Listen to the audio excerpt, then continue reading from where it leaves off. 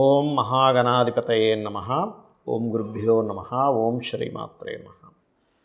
అరుణాం కరుణాతరంగితాక్షీం ధృతపాశాంకుశపుష్పబాణచాపాం అనిమాదిభిరావృతాం మయూకైః అహమిత్యేవ విభావయే భవానీం. శ్రీమాత్రే నమః.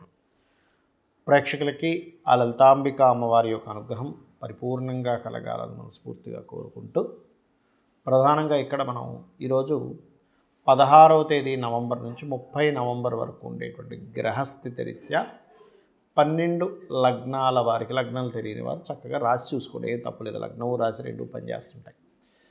అయితే ప్రధానంగా ఫస్ట్ మీరు ప్రియారిటీ ఇవ్వాల్సింది లగ్నానికి, దాని తర్వాత చంద్రుడికి ఇవ్వచ్చు, రాశికి ఇవ్వచ్చు. వారికి ఎటువంటి ఫలితాలు జరగనున్నాయి, ఏ విషయాల పట్ల జాగ్రత్త వహించాలి ఈ 15 రోజుల పాటు, అలాగే ఉన్నటువంటి గ్రహస్థితి ఏమిటి అనేటువంటిది కూడా చూసుకున్నట్లయితే, మీనంలో శని వక్రించున్నాడు, 28వ తేదీ నుంచి వక్రగతి పోతుంది. కుంభంలో రాహు, అదేవిధంగా కర్కాటకంలో గురువు వక్రించున్నాడు, కేతువు సింహంలోని, మరియు అదేవిధంగా చంద్రుడు కన్య నుంచి మీనం వరకు సంచారం జరుగుతుంది.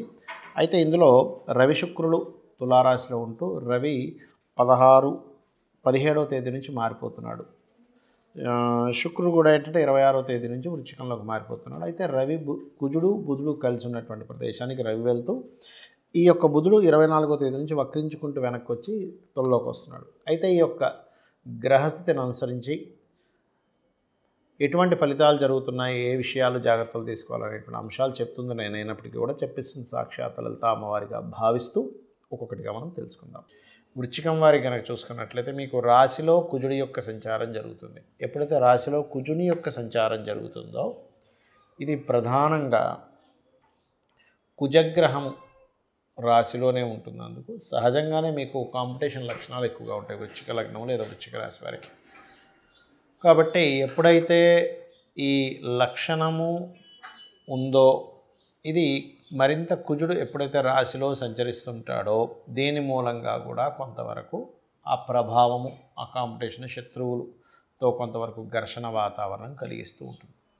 అయితే ఇక్కడ గురువు 9లో ఉండి వక్రించినందుకు అది అష్టమంలోకి వెళ్ళి ధనస్థానాన్ని చూస్తుంది. కాబట్టి ఫైనాన్షియల్ మ్యాటర్స్ రిలేటెడ్ సంబంధించిన విషయంలో కొంతవరకు ఊరట అనేటువంటిది ఉంటుంది, అందులో ఎటువంటి సందేహం లేదు.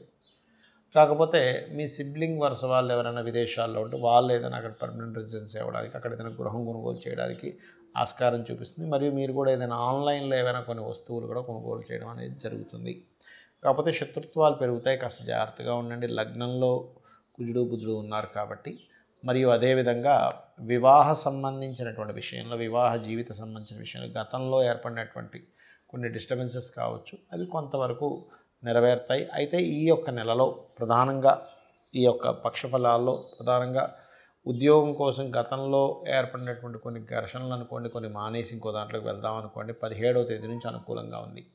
అయితే 17వ తేదీ నుంచి కంప్లీట్గా కేవలం శుక్రుడే మీకు 12వ స్థానంలో ఉంటాడు. కాబట్టి 17 నుంచి 26వ తేదీ వరకు మీకు ఇన్వెస్ట్మెంట్స్ చేయడానికి చాలా అనుకూలంగా ఉంది గ్రహస్థితి.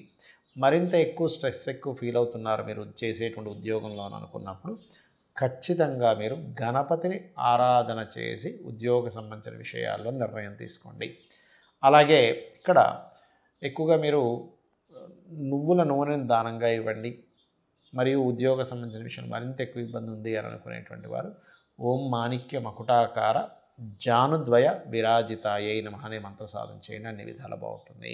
చాలామంది నన్ను రత్నధారణ ఎలా చేయాలి అని అడుగుతూ ఉన్నారు. అసలు రత్నం ఎంతవరకు మనకి పనిచేస్తుంది, దీనికి ఏమైనా శాస్త్రం ఉందా అంటే, అగ్నిపురాణంలో దీనికి సంబంధించినటువంటి ప్రామాణికమైనటువంటి అంశాలు చెప్పబడ్డాయి అందులో. అయితే చాలామంది రత్నాన్ని ఎంపిక చేసుకునేటువంటి విషయంలో ఏదైతే రత్నం ధరిస్తారో ఆ అధిపతి ఎవరైతే ఉంటారో, ఉదాహరణకి చంద్రుడు బాలేడు, ముత్యం పెట్టేసుకుందాం, సూర్యుడు బాగలేడు, లేకపోతే కెబ్బు పెట్టేసుకుందాం అనే ధోరణిలో పెట్టుకుని ఉంటారు. కానీ అది పూర్తిగా తప్పు. మీ జన్మలగ్నాత్ లగ్న పంచమ భాగ్యాధిపతులు ఎలా ఉన్నారు, వాటికి కొంత ప్రిఫరెన్స్ ఇవ్వచ్చు. కాకపోతే వాటిల్లో ఎలా ఉన్నారో చూసుకోవాలి. ఒకటి, మీ యొక్క అవసరాన్ని బట్టి, మీకుండేటువంటి స్థితిగతులను బట్టి. మీకు కాస్త మానసికంగా ఎక్కువగా ఇబ్బంది ఉంది, చంద్రుడు పాడయ్యాడు, అప్పుడు రత్నం కంటే కూడా మీరు ఓం మనస్వినియే నమః అనే మంత్రం చేసుకోవడం ముఖ్యం. లేదంటే చంద్రుడు బాగున్నాడు కాబట్టి కొంత పర్లేదు, మరీ అంత పాడైపోలేదు, యావరేజ్గా ఉన్నాడు, అంత పోర్ట్ఫోలియో కూడా బాగుంది, అప్పుడు మీరు ముత్యం పెట్టుకోవచ్చు, తప్పులేదు. అయితే ఇక్కడ మీరు ఒక విషయం అర్థం చేసుకోవాల్సింది ఏంటంటే, రత్నము ధారణ అనేటువంటిది కొంతవరకు సపోర్ట్ చేస్తుంది, కానీ అదేదో మొత్తం మీ జీవితాన్ని కంప్లీట్గా మార్చేస్తుందని మాత్రం అనుకోకండి. రత్నాలకి శాస్త్రం ఉంది. రత్నం ధరించడం వల్ల కొంత మంచి జరుగుతుందని ఉంటుంది, కానీ మీ కర్మల్ని పూర్తిగా మార్చేసే శక్తి రత్నాలకి వాటికి ఉండదు. కేవలం మీరు చేస్తున్నటువంటి కర్మలు, మీరు అనుభవిస్తున్నటువంటి కర్మలు, మీరు పూర్వజన్మలో చేసినటువంటి కొన్ని కర్మల వల్లే ఇప్పుడు మంచిగా చెడుగా అనుభవిస్తున్నాం అనేటువంటి మీకు జ్ఞానం కలిగే వరకు కూడా మిమ్మల్ని మీ కర్మ వదిలిపెట్టదు, గుర్తుపెట్టుకోండి.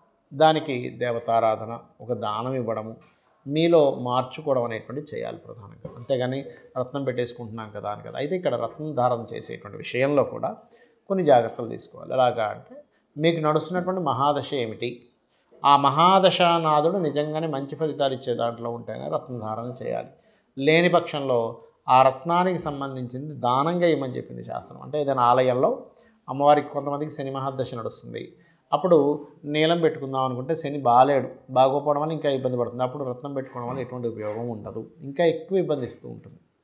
ఎందుకంటే నువ్వు అదే రత్నాన్ని, నీలాన్ని తీసుకెళ్ళి మీకు దగ్గరలో ఆలయంలో ఉన్నటువంటి అమ్మవారికో అయ్యవారికో ఎవరికో ఒకరికి వాళ్ళ హారంలోనో గాజుల్లోనో రకరకాల వాటిలో ధరింపజేయడానికి అన్నట్టుగా నువ్వు ఇవ్వగలిగితే అప్పుడు మీకు బాగుంటుంది, గుర్తుపెట్టుకోండి.